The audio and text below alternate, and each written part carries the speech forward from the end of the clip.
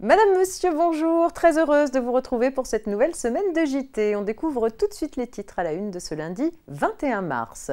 Facture électronique, passe vaccinal suspendu et fin du port obligatoire du masque en entreprise. Et pour finir, résiliation de l'assurance emprunteur.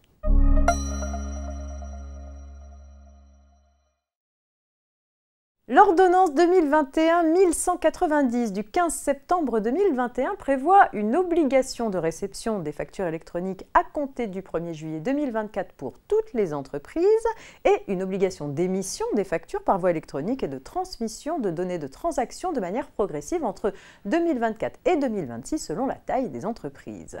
Pour aider les entreprises à anticiper cette réforme de grande ampleur, une foire aux questions est régulièrement mise à jour sur le site impôts.gouv.fr. La dernière actualisation date du 28 février 2022.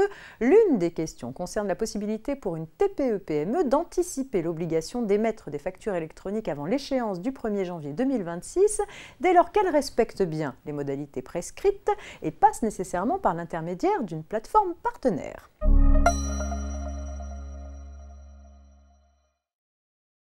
Conformément à ce qu'avait annoncé le Premier ministre, un décret du 12 mars a officialisé la suspension du pass vaccinal activité. Depuis le 14 mars, il n'est donc plus nécessaire de présenter ce pass pour accéder aux lieux où il s'appliquait, comme les restaurants, les cinémas et les musées ou encore les foires. Par ailleurs, le port du masque n'est plus nécessaire dans aucun des lieux où il s'imposait encore, hormis les transports collectifs dans lesquels il reste obligatoire. Certaines structures œuvrant dans le domaine de la santé, comme les pharmacies d'officine et les laboratoires de biologie médicale, peuvent cependant continuer à imposer le port du masque. Il n'y a donc plus d'obligation de port du masque en entreprise depuis le 14 mars.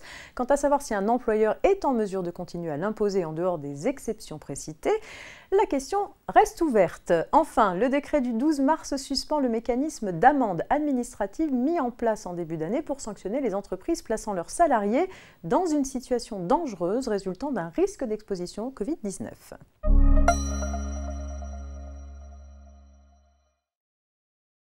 Visant davantage de transparence dans le marché de l'assurance emprunteur, une loi récente instaure au profit de l'emprunteur le droit de résilier cette assurance à tout moment. Rappelons que si la souscription d'un contrat d'assurance emprunteur peut être exigée par votre banque dans le cadre d'un emprunt immobilier, les emprunteurs sont libres de souscrire une assurance emprunteur autre que celle proposée par leur banque, sous réserve qu'elle présente des garanties équivalentes. S'agissant de la faculté de changer d'assureur, après avoir ouvert en 2014 le droit à résiliation à tout moment dès la première année du contrat, la loi a étendu en 2017 le droit pour l'emprunteur de résilier tous les ans en adressant à cette fin une lettre recommandée à l'assureur au moins 2 mois avant l'échéance annuelle.